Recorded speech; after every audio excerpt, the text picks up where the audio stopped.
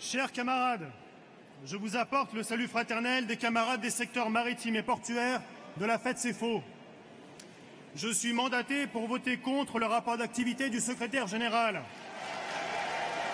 Je le dis simplement, je ne donne de leçons à personne et je n'ai pas à en recevoir, merci. Mes camarades, la France, riche de ses territoires ultramarins, possède le second plus grand espace maritime mondial. Mais de ce potentiel énorme, la France ne fait rien.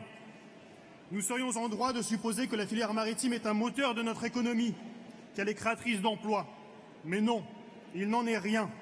D'un côté, le transport maritime est ultra-libéralisé, et de l'autre, les filières marines et portuaires manquent cruellement d'investissement. Savez-vous que transporter une marchandise entre l'Australie et la France coûte autant que de Paris à Dijon?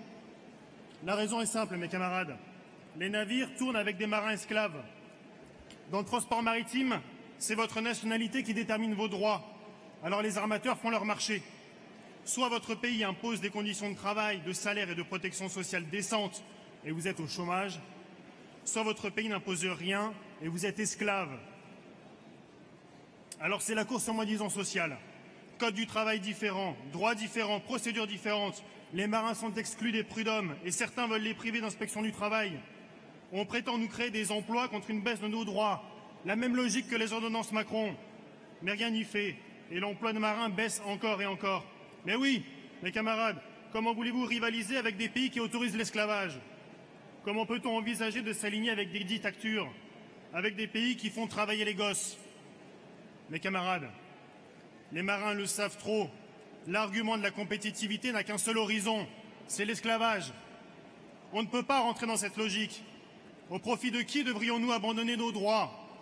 Ici, les marins sont au chômage et nos camarades là-bas sont exploités, sous-payés. Mes camarades, l'engagement international est constitutif du combat syndical. La mondialisation version libérale tourne grâce au transport maritime et à son faible coût. Alors défendre une amélioration des conditions de travail et de salaire des marins au niveau international, c'est aussi protéger notre industrie. C'est défendre l'idée que partout, les travailleurs trouvent un emploi dont ils puissent vivre décemment. Mes camarades, tout ce système libéral a un point faible. Ce sont les ports. Quand le port est en grève, le libre-échange s'arrête.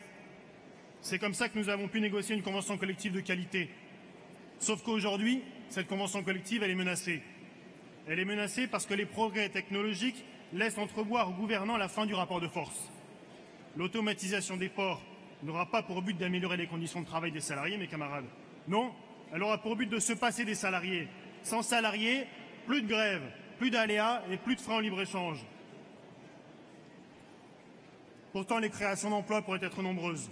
Mais pour cela, bien sûr, il faudrait investir et améliorer les connexions routières et ferroviaires de nos ports, leur principal point faible.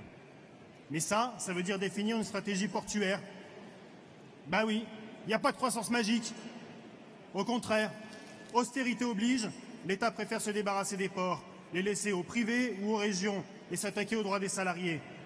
On réorganise tout le temps, encore et encore. Ok, eh bien nous on organise. On organise tous les salariés, quelle que soit leur catégorie, sans hiérarchie. Secrétaire ou docker, chacun sa place chez Force ouvrière, sans voix prépondérante. Mes camarades, les travailleurs n'ont pas fini d'en baver. Loi El Khomri, ordonnance Macron, on nous retire nos droits, nos protections pour les bénéfices des plus riches. La prochaine bataille sera celle des retraites. Et nous pouvons en être sûrs, le gouvernement sera déterminé à aller jusqu'au bout et à nous écraser. Alors nous devrons être en capacité de construire le rapport de force et, si nécessaire, d'organiser le blocage économique du pays. Dans cette entreprise, le secteur portuaire sera déterminant. Force ouvrière est présente dans les grands ports maritimes. Nous avons une bonne base, nos implantations sont solides, mais nous devons poursuivre notre développement et nous implanter là où nous ne sommes pas. Et à chaque fois que l'occasion se présente, la Fédération travaille avec les unions départementales. Dernière occasion en date, le port de pêche de Lorient. Merci Pierrick. Nous devons intensifier ce travail. Mes camarades, peut-être avez-vous entendu la phrase qui suit, je cite, « Il y a une lutte des classes, évidemment, mais c'est ma classe, la classe des riches, qui mène la lutte, et nous sommes en train de gagner. » Ça, c'est Warren Buffett, 50 milliards de dollars. Alors arrêtons de nous voiler la face. Arrêtons le politiquement correct. Oui, la lutte des classes est une réalité. Quand le pourcent le plus riche, 42 personnes, possède autant que la moitié de l'humanité, autant que 3 milliards, j'y arrive, 42 personnes contre 3 milliards, alors oui, la lutte des classes est une réalité. Alors je suis désolé, on ne peut pas dire c'est comme ça, on ne peut pas lâcher l'affaire, on ne peut pas abandonner nos droits pour eux, on ne peut pas leur donner notre temps comme ça parce qu'ils l'ont décidé, parce qu'ils en veulent plus. Non, emploi, conditions de travail, temps de travail, pouvoir d'achat, service public, voilà ce que le capitalisme nous vole au quotidien. La base du capitalisme, c'est la concentration des richesses, c'est les inégalités, mes camarades. Mes camarades, je n'ai qu'une seule vie. La redistribution des richesses, ce n'est pas un idéal pour moi, c'est notre dû à tous. On ne se bat pas pour des jours lointains, on se bat pour demain.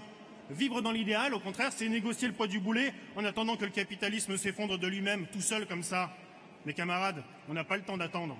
Le changement, il faut l'organiser, il faut le provoquer, personne ne le fera à notre place. Nous ne développons pas l'organisation pour développer l'organisation, on ne vise pas la première place pour être premier, ça n'aurait aucun intérêt. Nous nous développons pour être plus forts, nous nous rassemblons pour nous défendre. Nous militons pour faire entendre notre voix, celle des travailleurs.